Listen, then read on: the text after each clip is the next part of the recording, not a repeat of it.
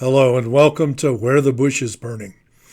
I'm your host, Tom Tice, and each week we gather together to have a conversation about Christ. And today we're going to discuss from the scriptures why exactly Christ was crucified. Now that takes us to the 18th chapter of the Gospel of John, and there are some conversations within that context that we ought to consider if we're going to have a discussion about why exactly Christ was crucified. One of the passages that we want to look at in John chapter 18 begins with this. In verse 29 it says, "Then Pilate went out to them and said, 'What accusation do you bring against this man?' They answered and said to him, 'If he were not an evildoer, we would not have delivered him up to you.' Then Pilate said to them, 'You take him and judge him according to your law.' Therefore the Jews said to him, 'It is not lawful for us to put anyone to death,' that the saying of Jesus might be fulfilled, which he spoke, signifying by what death he would die. Then Pilate entered the praetorium again, called Jesus, and said to him, 'Are you the king of the Jews?' Jesus answered him, 'Are you speaking for yourself about this, or did others tell you this concerning me?' Pilate answered, 'Am I a Jew? Your own nation and the chief priests have delivered you to me. What have you done?' Jesus answered, 'My kingdom is not of this world. If my kingdom were of this world, my servants would fight, so that I should not be delivered to the Jews. But now my kingdom is not from here.' Pilate therefore said to him, 'Are you a king then?' Jesus answered, 'You say rightly, I am a king. For this cause was I born.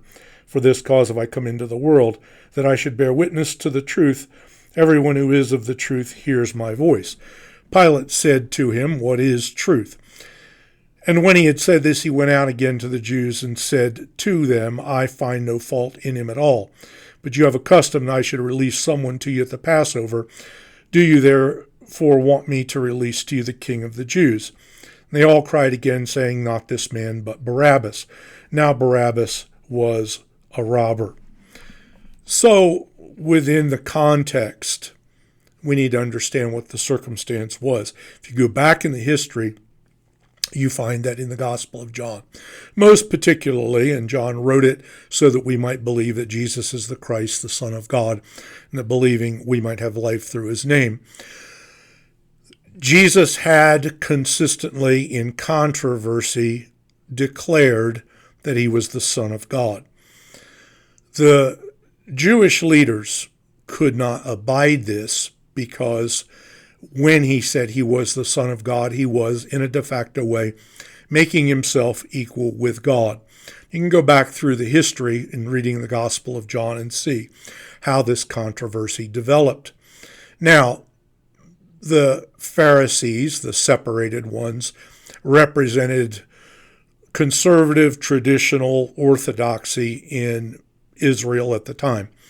They were the teachers of the law in the synagogues. They were the ones who had control of the people on the everyday situations that they encountered. They were there spread out through the nation of Israel.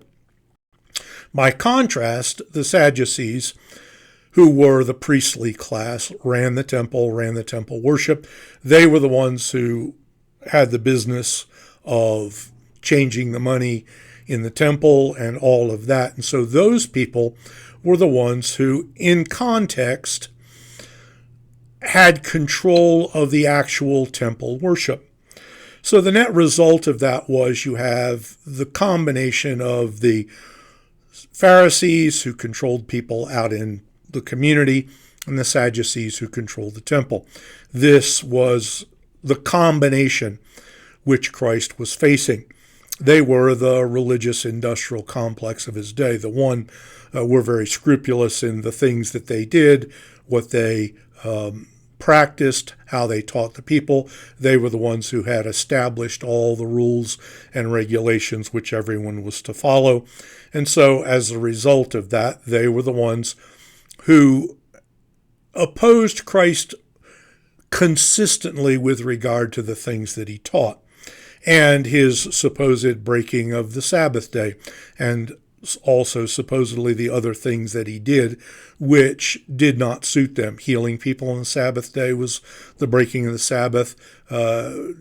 Doing other things that he did, telling a man to take up his bed and walk, which he did in John chapter 5. All of those things were, as far as the Pharisees were concerned, the breaking of the Sabbath. The cardinal issue that they had with him was that he claimed to be the Son of God. At one point, they took up stones to stone him simply because he declared who he was and admitted it and called himself the Son of God, and they were opposed absolutely and completely to this.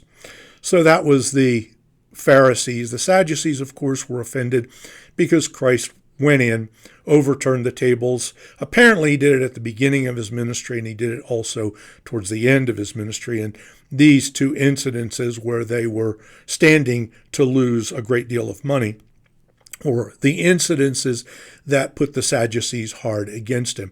When it came down to the actual prosecution of Christ, it was the Sadducees who took the lead, and they were the ones who came before Pilate along with the Pharisees, but the Sadducees seemed to be the chief promoters of his execution. It was one of the Sadducees who in the Gospel of John said that it was expedient that one man should die for the nation and that the whole nation should not perish. So the priestly class, the Sadducees, were the ones who primarily at the end really engineered the death of Christ. Part of that had to do with their declaration, not just that he claimed to be the Son of God, but that he claimed to be a king. And that passage that we read this morning indicates that. And later on, if you go into the 19th chapter, you find these things said in verse 6 of chapter 19. Therefore, when the chief priests and officers saw him, they cried out, saying, "Crucify him, crucify him." Pilate said to them, "You take him and crucify him, for I find no fault in him." The Jews said, "We have a law, and according to our law he ought to die because he made himself the Son of God." Therefore, when Pilate heard that, he was the more afraid, and went in again to the praetorium and said to Jesus, "Where are you from?" Jesus gave him no answer. Then Pilate said to him, "Are you not speaking to me? Do you not know that I have the power to crucify you and the power to release you?" Jesus answered, "You could have no power at all against me unless it had been given you from above. Therefore, the one who delivered me to you has the greater sin." From then on, Pilate sought to release him, but the Jews cried out, saying, "If you let this man go, you are not Caesar's friend. Whosoever makes himself a king speaks against Caesar." When Pilate therefore heard that saying, he brought Jesus down and sat down on the judgment seat in a place that's called the Pavement, but in Hebrew, Gabbatha. Now, it was the preparation day of the Passover, and about the 6th hour he said to the Jews, "Behold your king." But they cried out, away with him, crucify him." Pilate said to them, "Shall I crucify your king?" The chief priests answered, "We have no king but Caesar." So that was their declaration. They have no king but Caesar. But the charge that they were bringing in order to actually get this decision carried through, because the Jews had lost their power to execute by virtue of the fact that the Roman Empire reserved that right and took it away from the nations they subjugated. So in this particular context, the Jews could not crucify Christ. If they did, if they put him to death, and it probably wouldn't have been crucifixion, it probably would have been stoning. If they could have put him to death themselves, they would have, but they couldn't. They had to defer to the Roman Empire, to Pilate, who was the governor, and he had the power to crucify Christ. But they had to make it on the basis of the fact that he was creating insurrection or claiming himself to be a king and thus attempting to supplant Caesar. So Pilate had loyalties of necessity to Caesar, to the Roman Empire, and he could not ignore this charge. So it was on the basis of that charge that Christ was really crucified. It was a trumped-up charge. It was not accurate. He had not made himself a king in the way in which they were trying to claim that he did. He was not provoking insurrection. Rather, Christ was doing what he did, going about doing good, healing the sick, raising the dead. He did run crossways of the Pharisees by the things that he did, and he did claim to be the Son of God, and they understood rightly what he was claiming. At the end, that could not be the reason, really, that was the motivating factor or the final factor that caused Pilate to take the position that he did. It had to be something that was political. So the Sadducees, understanding this, used this and said, this man is making himself a king. Whoever makes himself a king speaks against Caesar. And so that was the proximate reason why Christ was crucified. Now, having said that, there are things that we should understand. Is Christ king? Yes, he is king. Is his kingdom of this world? No. At the time in which he spoke, his kingdom was not of this world.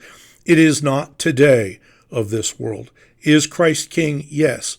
However, having said that, Christ was not primarily in the world to accomplish intrinsically some political change by setting himself up as king.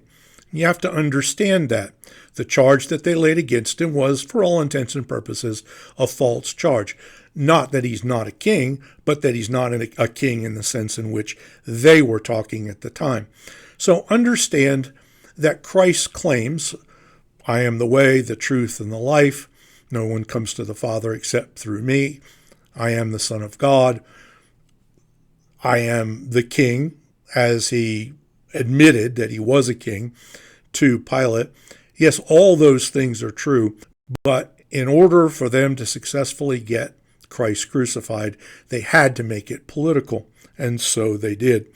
And ultimately, when Christ was crucified, this was what Pilate put on the placard over top of his head.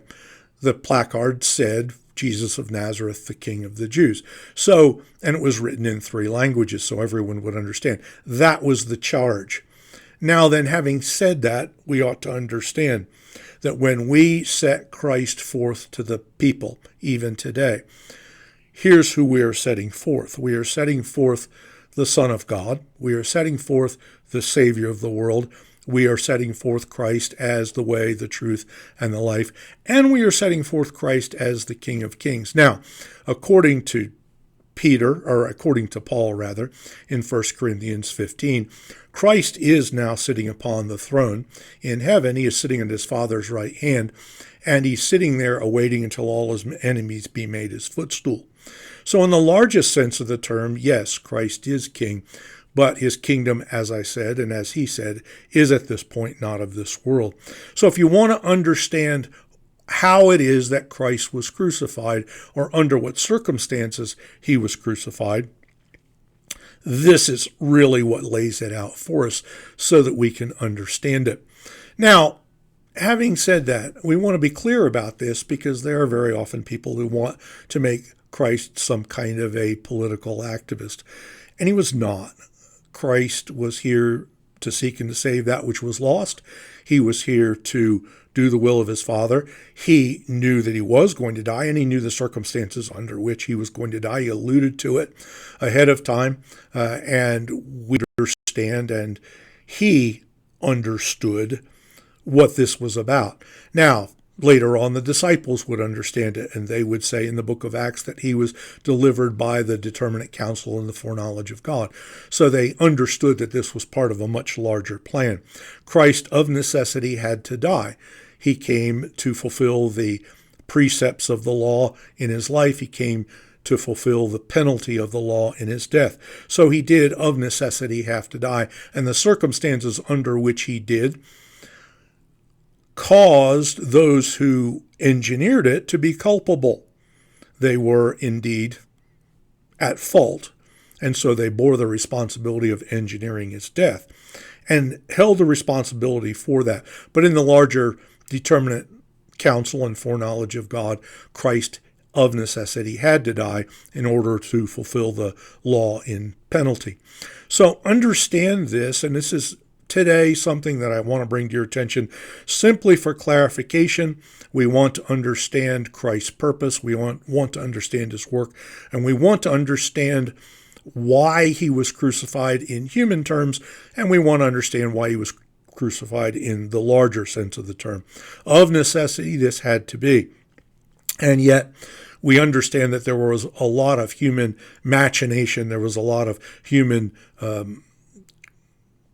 plotting, if you will, planning in order to put him to death. So today understand that God uses humanity as he wills. He allows people to have what they want. They wanted to crucify Christ. They wanted him dead. They wanted him killed. So they do bear the responsibility for their behavior, and yet it was in the larger plan and purpose of God in order to accomplish the redemption which we have freely as a result of what Christ has accomplished by his life and by his death. So just some clarification, just some things that we ought to consider. Christ has indeed died and risen again. He was delivered by the determinate counsel and foreknowledge of God. The people who engineered his death, his execution, did bear the responsibility for that. And so we have to understand that in the larger scheme of things, God does his will. And in the narrower scheme of things, people are responsible for their behavior. People are responsible for what they do and the positions that they take in relation to the person of Christ. So these folks bear their responsibility. Yes, they engineered it. Did God use it for his glory? Was it by virtue of the larger providential plan? Yes, it was. And so we want to understand that today because it's useful for us to know more about God and about his ways and about how he works. So that's our conversation about Christ today. Thank you very much for joining us. I'm your host, Tom Tice. If you would like to subscribe and like what we're doing here, we would appreciate that entirely. Then also, I hope that if you would like to receive our devotional, you'll go to hopeharbor.church. There you can find the devotional that we put out every day. Once a week, we put up an audio message as well. So please, by all means, like and subscribe. We would appreciate that. As I said, get the devotional. You can find it on Substack as well under Where the Bush is Burning. And each week we'll gather together to have another conversation about Christ. Thank you for joining us this week. I trust that the Lord will bless you and that you will continue to seek to know more of the person and of the work of Christ.